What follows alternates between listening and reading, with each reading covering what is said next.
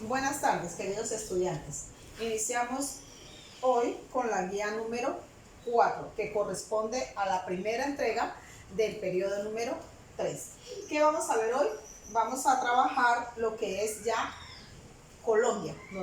Durante este periodo nos vamos a centrar en lo que es Colombia. Ya pasamos lo que fue a nivel el contexto internacional, pasamos también el contexto latinoamericano y el imperialismo norteamericano sobre América Latina, y hoy vamos a concentrarnos en lo que es Colombia, siglo XX, siglo XXI. Pero ¿qué tenemos que ver? Nosotros tenemos que ver qué sucedió en este periodo de tiempo. Capitalismo, modernización y política en Colombia.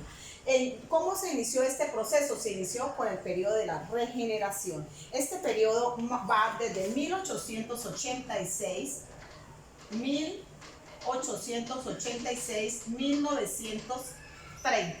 También se conoce o es conocido en la historia como la hegemonía conservadora.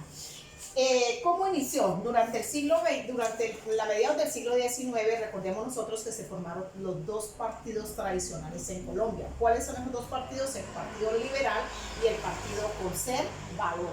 Se formaron esas dos corrientes. El Partido Liberal era la que quería introducir cambios en las constituciones, el libre comercio, el libre cambio, la abolición de la iglesia con el Estado, introducir las nuevas reformas, la democracia y toda esa cuestión. Mientras que el Partido Conservador era negado a esos cambios, él quería conservar la esclavitud, quería que siguieran siendo las exportaciones, quería que la iglesia tuviera injerencia en el Estado, o sea, no estaba de acuerdo con los cambios que se dieron. Entonces, esas fueron las características entre el Partido Liberal y el Partido Conservador. En el año de 1886 asume el poder Rafael Núñez y el vicepresidente Miguel Antonio Caro. Ellos hicieron una nueva constitución, dejaron atrás esa constitución liberal que tenían e hicieron una constitución netamente conservadora. Esa constitución se conoce en la historia como la constitución de 1886. Esa constitución es la que marca el inicio del siglo XX en Colombia. Se le conoce como la regeneración o la hegemonía conservadora. ¿Qué ocasionó esto? Resulta que el enfrentamiento, como se dieron cambios, especialmente esa constitución fue conservadora únicamente. Entonces, en el poder, solamente en el Estado, solamente estaban los conservadores. No había ninguna injerencia de un liberal que estuviera metido ahí. Recuerden que no había sino solamente esos dos partidos. Entonces, esta constitución era contra el liberalismo radical. Nada, no querían saber de ninguna reforma liberal. Ellos volvieron nuevamente, todos esos cambios liberales que se habían hecho durante la segunda mitad del siglo XX quedaron abolidos en esta constitución de 1886. Volvió y se estableció el concordato, que fue la unión de la iglesia con el Estado. Volvió nuevamente a darle privilegios a la iglesia, volvieron a darle nuevamente privilegios a la iglesia. En fin, una cantidad de cosas. Pero este periodo marcó unas consecuencias bien importantes. Esa lucha ese radicalismo entre los liberales y los conservadores se dio para que en el año de 1889, vamos a marcar por acá, el año de 1889, se fueran a una guerra, la guerra civil, o más conocida, la guerra de los 1000 días. ¿Cómo fue esa lucha? Fue una guerra entre los liberales y los conservadores a raíz de esta constitución de 1886. Tuvo unas consecuencias nefastas para el país. Para ese momento Colombia contaba más o menos con 4 millones de habitantes. Era en todo el territorio colombiano, incluido Panamá, solamente 4 millones de habitantes eran los que habían ahí. Y se van a una guerra, pero resulta que esa guerra fue apoyada, esa guerra de los 1000 días, Panamá venía muy inconforme. Recordemos que Panamá era el brazo de Colombia. Panamá venía muy inconforme con Colombia, pues porque no le prestaba atención. Panamá estaba separada de Colombia por la selva del Darién, que es una selva espesa, inhóspita. Panamá únicamente beneficiaba a Colombia a través de los impuestos, pero no recibía ninguna asistencia económica para ellos. Entonces ellos se sentían como alejados, así tal como nos sentimos nosotros allá en San Andrés, como los de la región del Pacífico, como la región de la Amazonía, los llanos, alejados del Estado, sin ninguna ayuda, sin ninguna situación que ameritara la presencia del Estado en esas tierras. Resulta que el interés de los Estados Unidos era la construcción de un canal interoceánico entre el Océano Atlántico y el Océano Pacífico.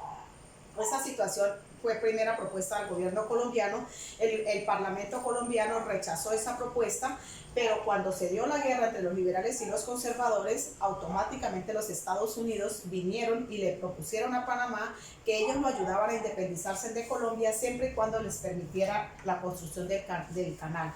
Inmediatamente Panamá aceptó y entonces con la ayuda en plena guerra de los 1000 días, peleando entre liberales y conservadores, situación que fue aprovechada por Panamá con ayuda de los Estados Unidos para lograr su independencia en el año de 1902. En el año de 1902 Panamá se separa definitivamente de Colombia y entonces ya es cuando Estados Unidos comienza la construcción del canal interoceánico en Panamá, pero ya con Panamá directamente negociado, ya no con Colombia, porque como Colombia perdió, o sea, como consecuencia de esa guerra civil, entonces queda la separación del canal de Panamá, porque ya se convierte ya en un país independiente, además de eso queda una economía totalmente devastada, queda una economía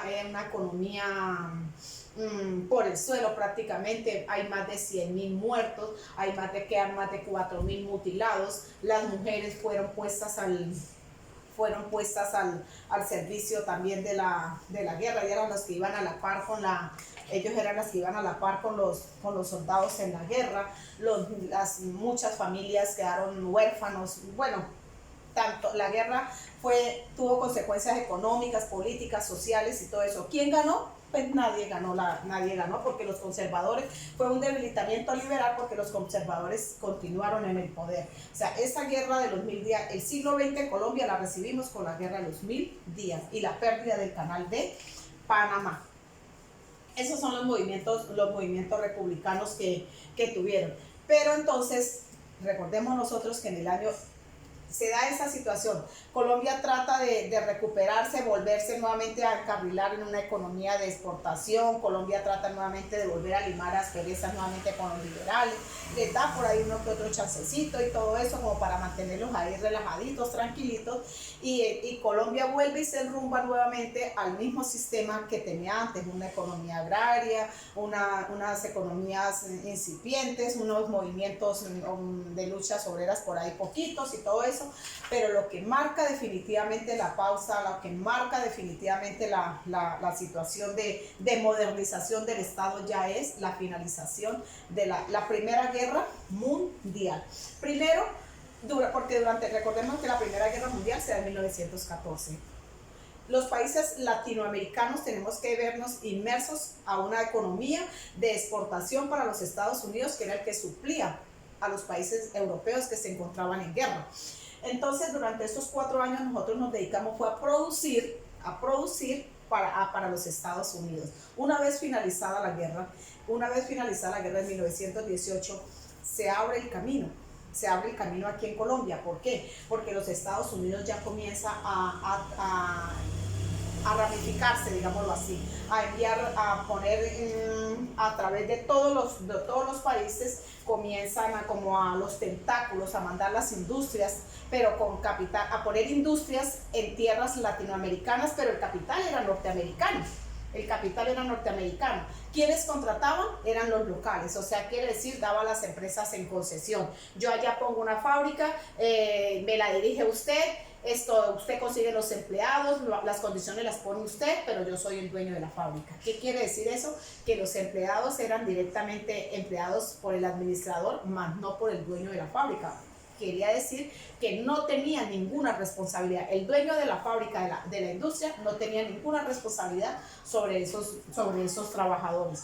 Entonces, también se manifestó porque acá en el territorio colombiano, Antioquia, que fue en la región andina de Antioquia, inicialmente comenzó la colonización en la parte oriental, en lo que hoy se conoce más que todo como el eje cafetero, con un producto supremamente importante. ¿Cuál fue? El café. El café le trajo otra economía diferente, otro tipo de economía diferente a las que ya existían, que era el caucho, que era la quina, que era el algodón. O sea, vino como a diversificar esa producción agrícola y se convirtió en el producto de exportación que fue el café.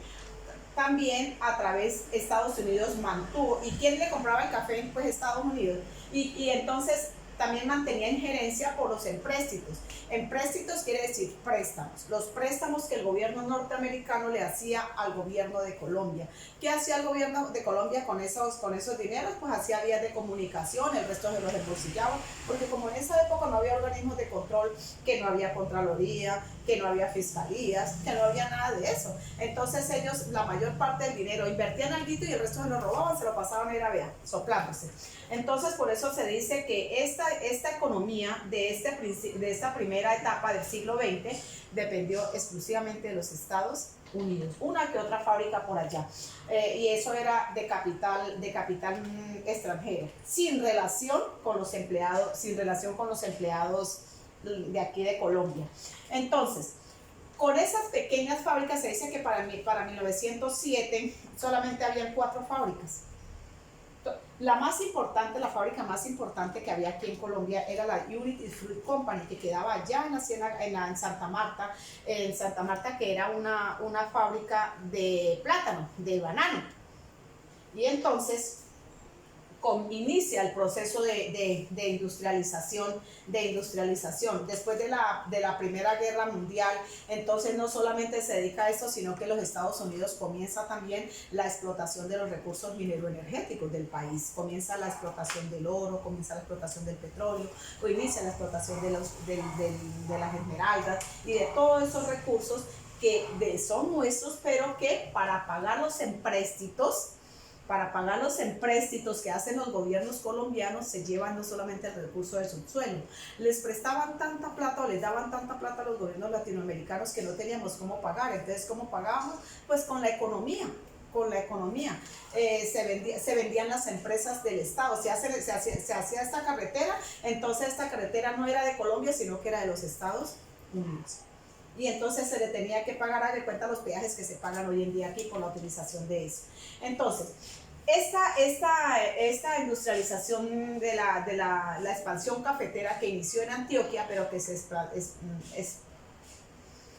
se amplió en el círculo de la región andina, en lo que se conoce hoy como la región cafetera, pues trajo mucha bonanza de empleo, y la gente que era del campo también se vino a la ciudad. O sea, se fue como formando la modernización. ¿Por qué? Porque es que la ciudad ofrecía otros empleos. Con la fábrica pues se vino la gente, porque ya no tenían que trabajar tanto en el campo, porque aquí el pueblo o la ciudad les ofrecía otras circunstancias, ya les pagaban en dinero, ya ellos ganaban un poquito más, ya vivían en mejores condiciones, ya vivían en una casita de pronto de madera, de cemento, que ya tenían unas condiciones de vida más estables de las que tenían allá en el sector rural. O sea, hubo unas migraciones del campo hacia la ciudad, precisamente por la situación laboral. Esa sobreoferta de mano de obra fue la que fue aprovechada por las fábricas.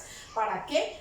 Para brindarles condiciones de trabajo infrahumanas, digamos nosotros así, como volver a revivir nuevamente lo que se vivió durante la Revolución Industrial. Esas oleadas del campo hacia la ciudad, la nueva estructura que se dio, las nuevas estructuras de casas, de edificios, de la modernización que entró con la economía cafetera y con el proceso de industrialización, puesto que las entradas eran mucho mejores a las familias, se dio un crecimiento económico, arrancaron las primeras fábricas, pero en las condiciones, como yo les dije, ¿no? Las condiciones que la fábrica era de los Estados Unidos, pero los dueños eran de los Estados Unidos, pero los empleados eran nacionales y les pagaban de acuerdo a nacional y eran contratados por el administrador de la fábrica.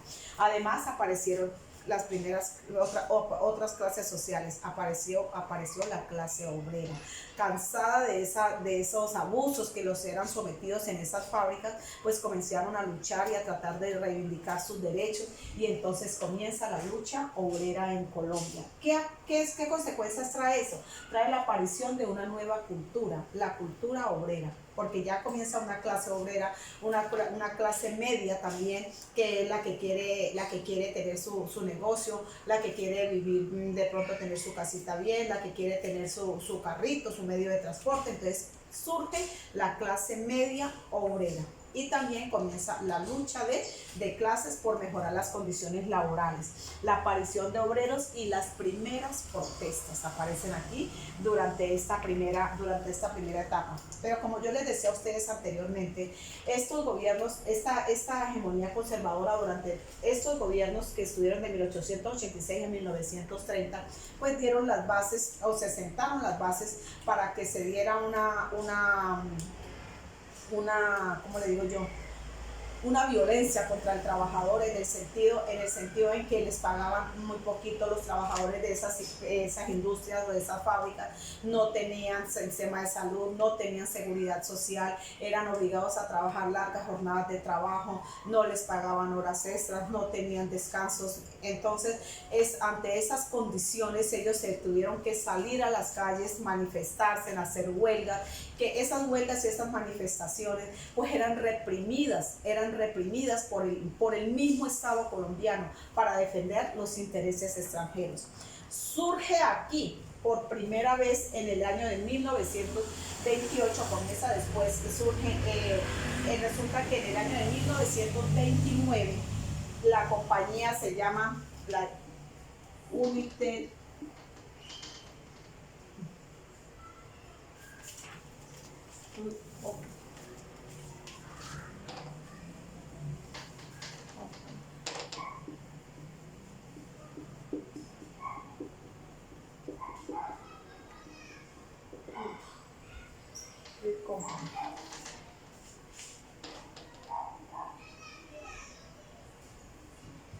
Bueno, es una compañía como yo les decía, ubicada en Santa Marta, una compañía de la exportación de bananos, y que conglomeraba para la época más o menos unos 5.000 trabajadores. Pues era una empresa muy grande, muy grande. Entonces resulta que mirando las condiciones laborales deprimentes que les tocaba a ellos vivir, y que ellos no dependían, a pesar de que trabajaban en una fábrica que era los dueños eran norteamericanos, las condiciones laborales de ellos eran pésimas. Entonces, ¿qué tuvieron que salir? Tuvieron que salir a luchar, tuvieron que hacer sus huelgas, sus manifestaciones, y resulta que el gobierno colombiano lo citó en la Ciénaga de Santa Marta, Santander, el 5 de noviembre de 1928, él lo citó porque iba a ir a hablar con ellos, a ver qué podían negociar y todo eso. Claro, todos los trabajadores se reunieron ese día esperando que llegara el presidente. Resulta que el presidente les mandó a razón que llegaban al otro día, entonces ellos tuvieron que acampar esa noche ahí en la Ciénaga de Santa Marta, Santander. Pero cuenta la historia que tipo 10 de la noche se fue la luz en el pueblo, y lo único que se escuchó durante 3-4 horas fueron las metrallas del mismo Estado colombiano, en mando del ejército colombiano en cabeza de Carlos Cortés Vargas. Prácticamente eliminó esta huelga, esta organización sindical, y es conocida en la historia como la masacre de las bananeras. Esta masacre de las bananeras, donde acabó con la huelga el mismo Estado colombiano para defender los intereses norteamericanos, y fue lo que llevó prácticamente las malas decisiones que tomó, el descontento de la gente ya muy cansada de esta hegemonía conservadora, de los abusos de los conservadores, de la esclavitud en que los tenía, y fuera de eso esta masacre laboral, y cuanta huelga había, inmediatamente el gobierno colombiano les mandaba el Estado para aniquilarlos, para que los mataran. Entonces fue lo que llevó para que en las elecciones de 1930 el poder perdieran los conservadores y asumieran el poder los liberales. A partir de esta época de 1930 a 1946 toma el control los liberales. y se conoce en la historia como la hegemonía liberal. Pero entonces aquí hay una situación bien importante. ¿Cuál es la situación bien importante? El Estado colombiano comienza un proceso de organización, por eso se llama la modernización al país. ¿Qué trajo esto? El proceso de industrialización, que trajo unas nuevas clases sociales. Y otra cosa muy importante, muy importante, la intromisión del cine y la radio. La intromisión del cine y la radio aquí para los años 20 en Colombia, porque necesitaban eso. Esos son los famosos medios de comunicación que, aparte de la rama legislativa, aparte de la rama ejecutiva y aparte de la rama judicial, los medios de comunicación son el cuarto poder. Ellos son los que nos venden a nosotros absolutamente todas las ideas. Para la modernización del país necesitaban vendernos a nosotros nuevos principios, nuevos valores. La música, el baile, el teatro, las danzas, las novelas, todo eso fue otro tipo de cultura. O sea, iniciamos el proceso que va a culminar a la fecha de hoy. Entonces, este proceso de modernización en Colombia se da a partir de 1886-1930. Pero, ¿qué es lo nuevo, lo novedoso? Que surge una clase social, la clase social trabajadora, una clase social media, trabajadora, y la lucha de clases, que más adelante esa lucha de clases es la que nos va a llevar a la situación de que tenemos nosotros hoy en día. Bueno, muchachos, terminamos esta primera etapa que se conoce con el periodo de la regeneración. Vamos a iniciar, en el siguiente video iniciamos con lo que es la hegemonía liberal y el proceso de reformas en el país.